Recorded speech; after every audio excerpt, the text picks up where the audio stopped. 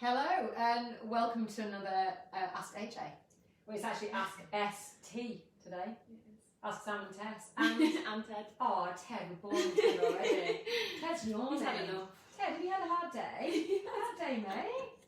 Bless it, I'd like to be Me Ted. too. I think everyone would like to be Ted. So we have a very dog-friendly office. This is Tess, by the way. Hi. What do you do, Tess? I work for Retreats and Hideaways, which is the sister company of Ashton Jones, and we do holiday let management. We certainly do. And holiday let management includes lots of other things like what do you have to do last night?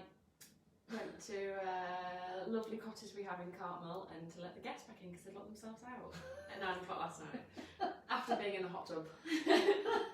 They'd forgotten their key and it locked behind them. So, and what other things have you had to do that are a bit above and beyond?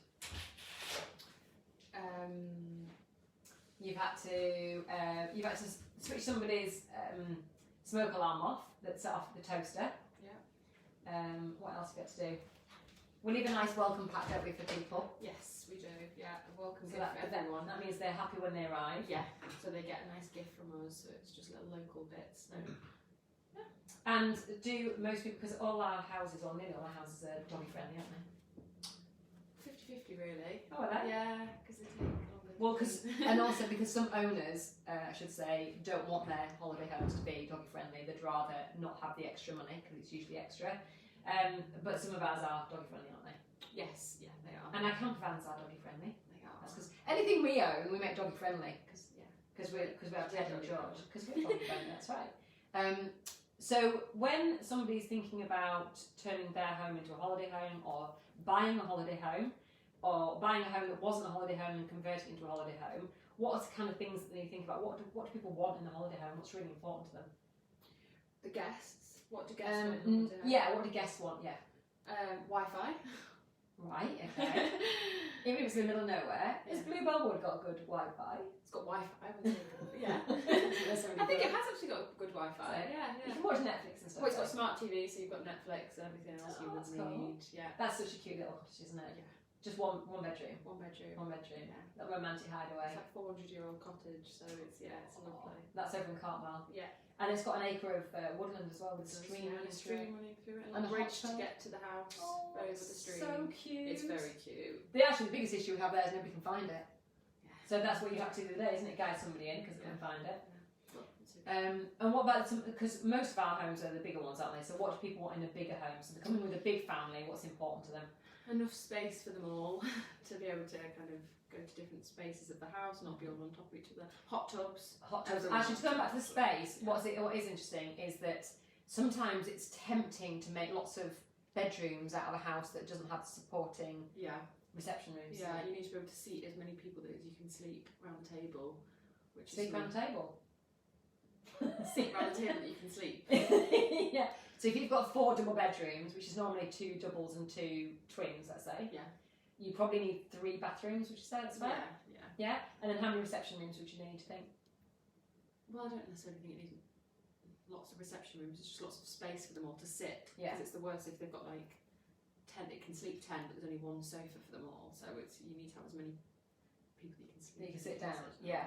So if people have got like, let's say they've got 3 rooms downstairs, one is the kitchen, one is a dining room, and one is a living room. If the kitchen's big enough for a big dining room table, do you find the guests tend to sit there to eat, or do you think they go through and sit in the dining room? I don't know. And would you change the dining room to something else? I'd probably change the dining room to something else. If as long as it's got somewhere for them all to sit somewhere else, then yeah, it doesn't necessarily need the dining room. What would you change it to? Cinema room or a snug or Cinema room's a good idea. Yeah. Or games room. Or games room, yeah. Games rooms are really popular, aren't they? Yeah, pool table and dartboard and Table football. Yeah, foosball. And what about the hot tub revolution then? Because that's changed things a lot, hasn't it? It has, yeah, that's massive. As soon as a cottage has a hot tub, then it's booked out for months. It's crazy the effect it has.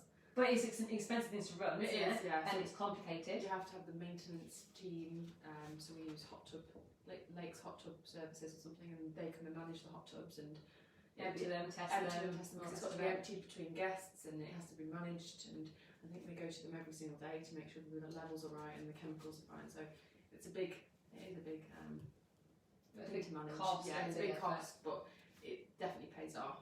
Because I think that people are searching for Lake District holiday cottages with hot hot tubs, which is why we put hot tubs in kind of the listing title, so it's Even searchable. Even Yeah. anything else somebody should consider when they're thinking about their, having whether their home is suitable for a holiday home? What about things like proximity to amenities and also garden size? Yeah, walking distance to a pub at least. That's important. Yeah, and that's a massive plus because people want to come to the lakes and be able to walk to a pub and walk back to the cottage. So, and then garden.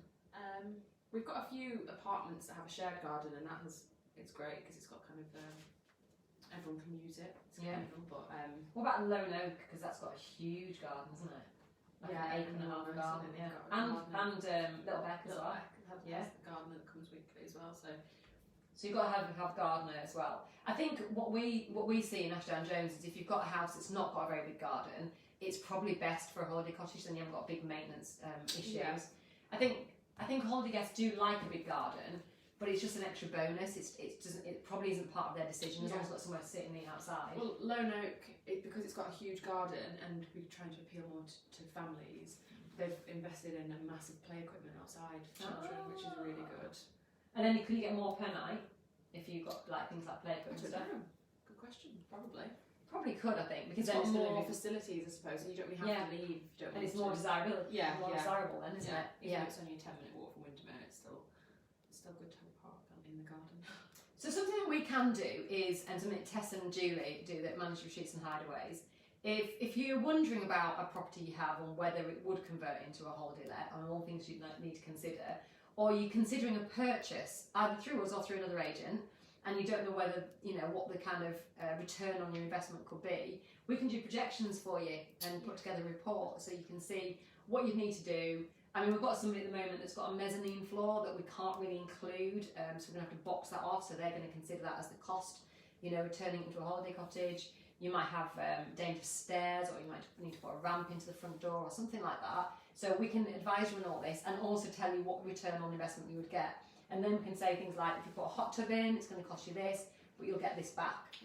We can do that from the experience we've got in. We've got 12 cottages at the moment, rapidly expanding the portfolio as more people buy more holiday cottages. And 2 camper vans. And 2 camper vans as well. Don't forget them. Yeah, we test modelling them as well. But yeah, I think it's a fantastic time right now to consider buying a second home. If you also, what I have done recently is I've talked to somebody about funding a second home by making a holiday let part of the time, and that's a really good idea. That's a great idea. Because you might feel, well, a holiday home in the Lake District is going to cost me £1 million. I don't know if I can justify that, but I could actually get £50,000 a year back off a holiday let and then use the house for the 20 weeks a year that's left. Yeah. That's what a lot of people do, isn't it? Yeah, they do. Do a bit of both. So any questions at all, please let us know. Phone the team. Do you remember your phone number? 015 394 40896. Can you pop it in the... Thank you. Well done, I wouldn't have known that. And speak to Tess or Julie or Ted. Or Ted. We could put Ted on if you'd rather speak to him. And he talks sense actually. And we'll see you on the next Ask AJ. Have a lovely day. Bye.